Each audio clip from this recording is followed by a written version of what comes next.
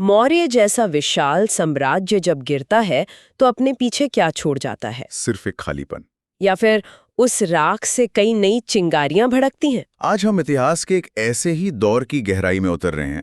वो दौर है 200 ईसा पूर्व से 300 ईस्वी के बीच का। वो 500 साल जब भारत का पॉलिटिकल मैप कह सकते हैं पूरी तरह से बदल गया था।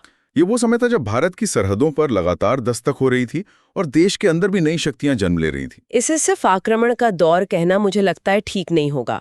ये असल में भारत के बनने और बदलने की एक बहुत दिलचस्प कहानी है। बिल्कुल। तो चलिए इसे परत दर परत खोलकर देखते हैं। कहानी की शुरुआत होती है मौर्य साम्राज्य के बिखरने से। एक केंद्रीकृत शक्ति खत्म हो चुकी थी तो उत्तर पश्चिम का जो दरवाजा था वो एक तरह से खुल गया था। और मध्य एशिया की जो बेचैन जनजातियां थीं वो उस दरवाजे पर नजर गड़ाए बैठी थीं। और इसकी शुरुआत होती है एक डोमिनो इफेक्ट से, जिसका पहला डोमिनो, मजे की बात है, भारत से हजारों मील दूर चीन में गिरा। चीन की महान दीवार। हाँ। जब चीन ने अपनी वो मशहूर दीवार खड़ी कर दी तो यूची जैसी जो खाना बदूश जनजातियां थीं उनके लिए पूरब का रास्ता बंद हो गया। तो नतीजा? उन्होंने पश्चिम की ओर रुख किया और इस एक कदम ने एक जबरदस्त चेन रिएक्शन शुरू कर दिया। यूची जनजाति ने अपने रास्ते में आने वाले शकों को खदेड़ा और शकों ने आगे बढ़कर बैक्ट्रिया में बसे हिंदी यवनों यानी इंडो ग्रीक्स को हिंदू कुश पर्वत पार करके भारत में आने पर मजबूर कर दिया। और यहीं से भारत में विदेशी शासकों के आने का एक सिलसिला शुरू हुआ। बिल्कुल। सबसे पहले आए हिंद यवन, फिर शक, उनके बाद पहलव और आखिर में इस दौर की सबसे बड़ी ताकत बनकर उभरे कुषाण। तो सबसे पहले बात करते हैं इन हिंद यवनों की। ये वो पहले यूरोपीय थे जिन्होंने हिंदू कुश के पहाड़ों को पार किया और सिकंदर से भी बड़े भारतीय इलाके पर कब्जा कर लिया। इनमें एक नाम सबसे ज्यादा चमकता है, मिनांडर, या जैसा कि भारतीय ग्रंथों में उन्हें कहा गया है, मिलिंद। और मिनांडर की कहानी सिर्फ तलवार और जीत तक ही सीमित नहीं है ना? नहीं, बिल्कुल नहीं। वो एक जिज्ञासु शासक था।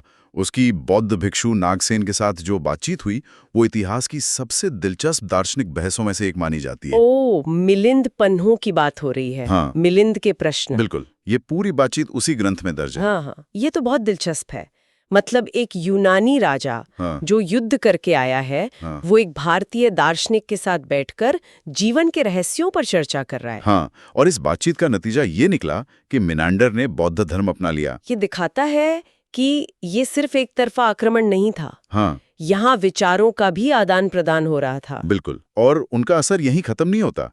भारत में सोने के सिक्के जारी करने वाले पहले शासक भी यही थे। और इनकी यूनानी कला और बौद्ध विषयों के संगम से ही तो वो मशहूर गांधार कला का जन्म हुआ। सही कहा, जिसमें हम बुद्ध को अक्सर यूनानी देवता अपोलो जैसे घुंघराले बालों और कपड़ों में देखते हैं। तो हिंद यवनों ने एक तरह से सांस्कृतिक लेनदेन का रास्ता खोल दिया। पर इनके बाद शक आए जिन्होंने और भी बड़े इलाके पर अपना साम्राज्य फैलाया। हाँ, शकों ने भारत में 5 अलग अलग शाखाओं में शासन किया जो अफगानिस्तान से लेकर मथुरा और पश्चिम भारत तक फैली थी। लेकिन उन्हें मध्य भारत में एक जबरदस्त टक्कर मिली। हाँ, 57 ईसा पूर्व में उज्जैन के एक स्थानीय राजा ने शकों को बहुत बुरी तरह हराया। और ये कोई मामूली जीत नहीं थी। इसी जीत ने इतिहास को एक नया कैलेंडर दिया। बिल्कुल। उस राजा ने इस जीत की खुशी में विक्रमादित्य की उपाधि धारण की और एक नए संवत की शुरुआत की जिसे आज हम विक्रम संवत के नाम से जानते हैं। विक्रमादित्य का खिताब इतना लोकप्रिय हो गया कि ये वीरता और न्याय का प्रतीक ही बन गया। बाद के कई सौ सालों में कुल 14 भारतीय राजाओं ने ये उपाधि अपनाई। लेकिन शकों में भी तो कोई बड़ा शासक हुआ होगा। मैंने रुद्रदामन प्रथम का नाम बहुत सुना है। रुद्रदामन कई मायनों में एक असाधारण शासक था। उसकी सबसे खास बात है उसका जूनागढ़ अभिलेख। अच्छा। सोचिए, एक विदेशी मूल का शासक और वो भारत में विशुद्ध संस्कृत में पहला लंबा शिलालेख जारी करवा रहा है। ये तो कमाल है। मतलब वो अपनी पहचान एक बाहरी आक्रमणकारी के तौर पर नहीं बनाना चाहता था। वो खुद को एक भारतीय संस्कृति के संरक्षक के तौर पर स्थापित करना चाहता था। वो स्थानीय अभिजात वर्ग और प्रजा से जुड़ना चाहता था। क्या संस्कृत का इस्तेमाल इसी रणनीति का हिस्सा था? बिल्कुल। यही नहीं, उसने मौर्यों के समय बनी जो सुदर्शन झील थी उसकी मरम्मत करवाई। और खास बात यह है कि उसने इसके लिए प्रजा पर कोई अतिरिक्त कर नहीं लगाया और न ही किसी से बेगार यानी जबरदस्ती मजदूरी करवाई। सारा खर्चा उसने अपने निजी कोष से उठाया। ये एक बेहतरीन पब्लिक रिलेशन का उदाहरण है। उस जमाने के हिसाब से। और उसकी निजी जिंदगी से भी जुड़ी एक दिलचस्प कूटनीतिक कहानी है, मैंने सुना है। हाँ, ये कहानी उस दौर की राजनीति को बहुत अच्छे से समझाती है। उसने दक्षिण के सातवाहन शासक वशिष्ठिपुत्र पुलुमावी को युद्ध में 2 बार हराया। लेकिन दोनों बार उसे जान से नहीं मारा। नहीं मारा। क्यों? क्योंकि पुलुमावी उसका दामाद था। यहाँ पारिवारिक रिश्ते सैन्य जीत पर भारी पड़ गए। तो शकों के बाद पहलावाए, जो मूल रूप से ईरान से थे, पर वो ज्यादा टिक नहीं पाए। हाँ, असली गेम चेंजर तो कुषाण थे, जो उसी यूची जनजाति से निकले थे जिसने ये पूरा डोमिनो इफेक्ट शुरू किया था। सही कहा। कुषाण इस दौर की असली सुपर पावर थे।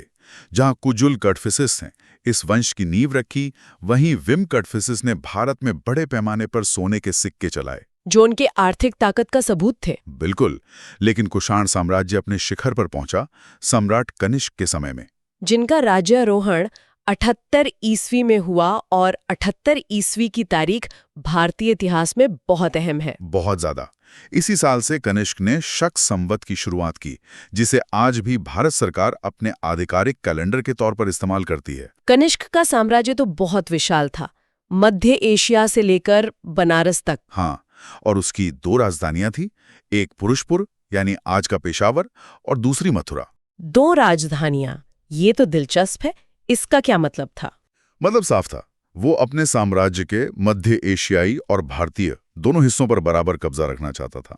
लेकिन कनिष्क का सबसे बड़ा कारनामा तो सिल्क रूट पर कब्जा करना था। हाँ, उस दौर के सबसे बड़े इंटरनेशनल ट्रेड रूट रेशम मार्ग के एक बड़े हिस्से पर उसने कब्जा कर लिया था। सिल्क रूट पर कब्जे को आज के दौर में कैसे समझें? क्या ये वैसा ही था जैसे आज कोई देश दुनिया के सबसे जरूरी समुद्री रास्तों पर कब्जा कर ले? ये बिल्कुल सही तुलना है। चीन से रेशम और दूसरा कीमती सामान लेके जो कारवां रोमन साम्राज्य तक जाते थे, वो कनिष्क के इलाके से गुजरते थे। और उस पर लगने वाले टैक्स ने कुषाण साम्राज्य को मालामाल कर दिया। बिल्कुल। भारत में जो भारी मात्रा में सोने के सिक्के मिलते हैं, वो ज्यादातर इसी व्यापार की देन है। आर्थिक शक्ति के अलावा कनिष्क का सांस्कृतिक प्रभाव भी बहुत गहरा था। हाँ, कनिष्क बौद्ध धर्म का बहुत बड़ा संरक्षक था। उसने कश्मीर में चौथी बौद्ध संगीति यानी बुद्धिस्ट काउंसिल का आयोजन करवाया। यहीं पर बौद्ध धर्म 2 शाखाओं में बंट गया था। हाँ, यही वो संगीति थी जहां बौद्ध धर्म साफ तौर पर 2 शाखाओं में बटा, हीनयान और महायान। कनिष्क ने महायान शाखा को संरक्षण दिया। तो ये तो कहानी थी उत्तर पश्चिम की। लेकिन जब सरहदों पर ये सब चल रहा था, तब भारत के बाकी हिस्सों में क्या हो रहा था? वहां भी राजनीतिक उथल-पुथल कुछ कम नहीं थी। उत्तर भारत में मौर्यों की गद्दी पर बैठे शुंग और फिर कण्व। मौर्यों के आखिरी राजा बृहद्रथ का सेनापति था पुष्यमित्र शुंग। उसने राजा की हत्या करके शुंग वंश की स्थापना की। ये सिर्फ एक सैन्य तख्तापलट नहीं था, ये एक बड़ा वैचारिक बदलाव भी था। मौर्य शासक, खासकर अशोक, बौद्ध धर्म की ओर झुकाव रखते थे। और पुष्यमित्र शुंग एक ब्राह्मण था। हाँ, और उसके आने से एक तरह से ब्राह्मणवादी परंपराओं का पुनरुत्थान हुआ। कुछ बौद्ध ग्रंथ तो उस पर बौद्धों को सताने का आरोप भी लगाते हैं। हालांकि इस पर इतिहासकारों में मतभेद है। हाँ, मतभेद है। ये दक्षिण से उभर रही थी सातवाहन। सातवाहन, जिन्हें दक्षिण के स्वामी भी कहा जाता है, ये कौन थे? ये मूल रूप से मौर्यों के ही सामंत थे। जैसे ही केंद्र में मौर्य शक्ति कमजोर हुई, इन्होंने महाराष्ट्र आंध्रा के इलाके में खुद को स्वतंत्र घोषित कर दिया। और इनकी राजधानी प्रतिष्ठान या पैटर्न थी। हाँ, और इस वंश का संस्थापक सिमुक था। उनकी एक सामाजिक विशेषता बहुत अनोखी थी, अपनी माँ के नाम का इस्तेमाल करना। हाँ, शासक अपने नाम के आगे अपनी माँ का नाम लगाते थे, जैसे गौतमी पुत्र शातकर्णी या वशिष्ठी पुत्र पुलुमावी। तो इसका मतलब है कि ये एक मात्र सत्तात्मक समाज था। यहीं पर बात दिलचस्प हो जाती है। नाम में माँ को सम्मान देना एक बात है, लेकिन समाज और उत्तराधिकार का नियम पूरी तरह से पितृसत्तात्मक ही था। अच्छा, तो गद्दी हमेशा बेटे को ही मिलती थी। हाँ, ये उस दौर में महिलाओं की जटिल स्थिति को दिखाता है। सम्मान था पर सत्ता नहीं। इसके अलावा एक और महत्वपूर्ण काम जो उन्होंने शुरू किया, वो था ब्राह्मणों को कर मुक्त भूमि अनुदान देने की प्रथा, जिसका भारतीय सामंतवाद पर बहुत गहरा प्रभाव पड़ा। बिल्कुल। इनके कुछ प्रमुख शासकों की बात करते हैं। शातकर्णी प्रथम का नाम सबसे पहले आता है। सही कहा। उसने दक्षिणा पथपति यानी दक्षिण के पथ का स्वामी की उपाधि ली और अपनी ताकत दिखाने के लिए 2 अश्वमेध यज्ञ करवाए, जो उस समय किसी भी राजा के लिए एक बहुत बड़ी घोषणा होती थी। निश्चित रूप से। और फिर एक शासक ऐसा भी हुआ जो योद्धा से ज्यादा कवि था। वो थे राजा हाल। सोचिए, उस उथल-पुथल के दौर में एक राजा बैठकर प्राकृत भाषा में प्रेम कविताओं का एक संकलन गाथा सप्तशती तैयार कर रहा था। ये हमें उस युग की एक अलग ही तस्वीर दिखाता है। हाँ, एक मानवीय तस्वीर। लेकिन सातवाहन वंश का असली पुनरुद्धारक तो गौतमी पुत्र शातकर्णी को माना जाता है। बिल्कुल। उन्होंने सातवाहन वंश की खोई हुई प्रतिष्ठा को फिर से स्थापित किया। उन्हें शक विनाशक भी कहा जाता है, क्योंकि उन्होंने शक शासक नहपान को हराया था, बुरी तरह हराया था। इसका हमारे पास ठोस पुरातात्विक सबूत भी है। नासिक के पास 8000 से ज्यादा चांदी के सिक्के मिले हैं, जिन पर पहले नहपान का नाम था, लेकिन गौतमी पुत्र ने उन पर अपना नाम दोबारा ठप्पा लगवा दिया। ये तो सत्ता का एक खुला प्रदर्शन था। हाँ, और उनकी उपाधियां भी कुछ कम नहीं थी। त्रिसमुद्र ओए पीतवाहन, इसका क्या मतलब है? इसका मतलब है वो जिसके घोड़ों ने 3 समुद्रों का पानी पिया हो, यानी अरब सागर, बंगाल की खाड़ी और हिंद महासागर। ये उनके साम्राज्य के विशाल विस्तार का एक काव्यात्मक दावा था। सही कहा। उनके बाद आए वशिष्ठीपुत्र पुलमावी, जिनकी कहानी हम रुद्रदामन के दामाद के रूप में सुन चुके हैं। और फिर अंतिम महान शासक हुए यज्ञश्री शातकर्णी। उनके सिक्कों पर जहाज का चित्र मिलता है। इसका मतलब साफ है कि सातवाहन समुद्री व्यापार में बड़े खिलाड़ी थे। एकदम सही। वे रोम के साथ होने वाले आकर्षक समुद्री व्यापार में एक प्रमुख शक्ति थी। तो ठीक है, हमने इन सभी राजवंशों, आक्रमणों और युद्धों की बात कर ली है। अब इन सबको एक साथ रखते हैं। इन 500 वर्षों के मंथन के बाद भारत में क्या बदला? इसकी स्थायी विरासत क्या थी? जैसा कि मैंने शुरू में कहा था, ये एक स्वर्णिम संक्रमण था। इसने भारत को कई तरीकों से हमेशा के लिए बदल दिया। चलिए कुछ ठोस उदाहरणों से समझते हैं। तकनीक के स्तर पर क्या बदलाव आए? मध्य एशियाई संपर्कों से निर्माण में पकी हुई ईंटों और छत पर टाइल्स का इस्तेमाल आम हो गया। सैन्य तकनीक में भी बड़ा सुधार हुआ। लगाम और काठी के बेहतर इस्तेमाल ने एक कुशल घुड़सवार सेना को जन्म दिया, जो आने वाली सदियों में युद्ध का नतीजा तय करने वाली थी। और रोजमर्रा की जिंदगी पर क्या असर हुआ? पहनावा बदला? निश्चित रूप से। आज हम जो पगड़ी, ट्यूनिक, पतलून देखते हैं, उनका चलन इसी दौर में बढ़ा। प्रशासन में भी क्षत्र प्रणाली आई और शासकों ने देवपुत्र यानी ईश्वर का पुत्र जैसी भव्य उपाधियां भी लीं। और ज्ञान विज्ञान के क्षेत्र में ये दौर कैसा था? ये बौद्धिक रूप से बहुत उर्वर था। अश्वघोष ने संस्कृत में बुद्धचरित लिखी, वात्स्यायन ने कामसूत्र की रचना की। और चिकित्सा के क्षेत्र में तो क्रांति ही आ गई। हाँ, चरक ने चरक संहिता लिखी और सुश्रुत ने जो शल्य चिकित्सा पर काम किया, उसके लिए उन्हें शल्य चिकित्सा का जनक माना जाता है। और आखिर में इस काल की सबसे बड़ी आर्थिक और कलात्मक विरासत। आर्थिक रूप से रोमन साम्राज्य के साथ अभूतपूर्व व्यापार हुआ।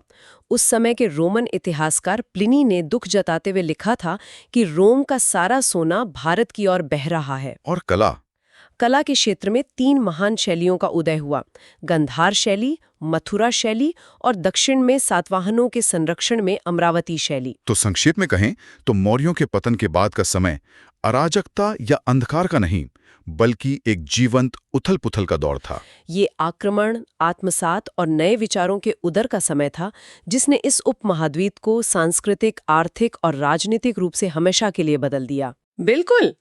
और अंत में श्रोताओं के लिए एक विचारणीय प्रश्न छोड़ जाते हैं। हमने देखा कि सातवाहन शासक अपनी मां के नाम का इस्तेमाल करते थे, जो महिला सम्मान को दर्शाता है, लेकिन फिर भी समाज पितृसत्तात्मक था। ये विरोधाभास हमें प्राचीन भारत में सत्ता में महिलाओं की जटिल भूमिका के बारे में क्या बताता है? कि उनका प्रभाव दर्ज तो किया जाता था और शायद महत्वपूर्ण भी था, लेकिन क्या उस प्रभाव की सीमाएं थीं?